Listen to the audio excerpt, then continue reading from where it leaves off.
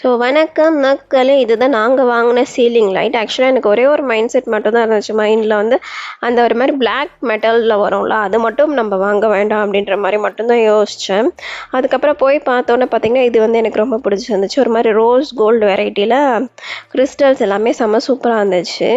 இதில் வந்து எங்களுக்கு 2 கிறிஸ்டல் மட்டும் ப்ரோக்கன் அவுட் ஆயிருந்துச்சு. நாங்கள் வந்து சேம் டேவே போய் சேஞ்ச் பண்ணிட்டோம். பட் ஆனால் சேஞ்ச் பண்ணிவிட்டு வரும்போது பார்த்திங்கன்னா ரொம்பவே டைம் ஆகிடுச்சு. நைட் அதை ஃபிக்ஸ் பண்ண முடியல. ஸோ மறுநாள் தான் நாங்கள் ஃபிக்ஸ் பண்ணியிருந்தோம்.